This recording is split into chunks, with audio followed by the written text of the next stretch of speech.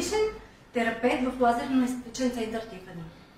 И днес ще ви разкажа защо една от нашите процедури се превърна в топ процедурата през последните месеци. А именно това е нашата месотерапия.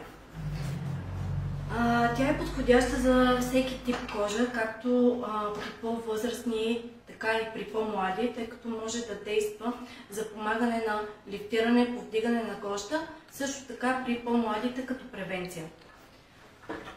И ето това е вълшебното серумче, за което говорим.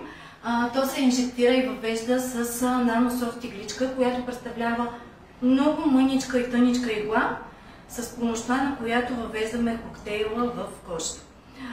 Тя помага за това да се абсорбира по-добре и по-бързо самия коктейл в кожата и дава много бърз ефект.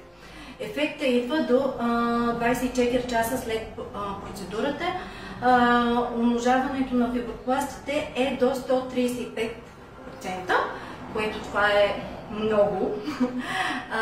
Оттам идва и този незабавен, бърз и хубав ефект на процедурата. А сега ще ви разкажем кои са най-предпочитаните зони от нашите пациенти. А именно това са зона пачи крак, околочен контур, назолабиал и баркалова врачица. С помощта на ето тази мини нанософт игличка, която няма чувствителност, мога да кажа, че е безболезнена процедурата, образуват се леки папули, които се разсейват до 24 часа след процедурата. Да работим днес на нашия пациент. А именно това е пачи крак. Поставя се ето тук, тук, в тази зона също и в самата основа на окото. Зона назолабиал също имаме леки задълбавания. Бихме поставили тук, тук няколко точици, тук и устен ъгъл.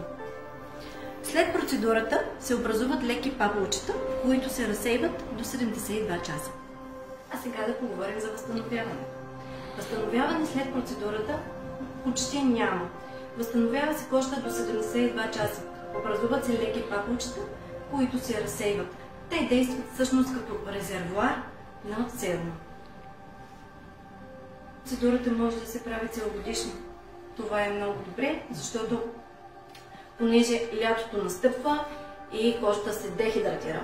Хубаво е с помощта на тези серуми да хидратираме кожата.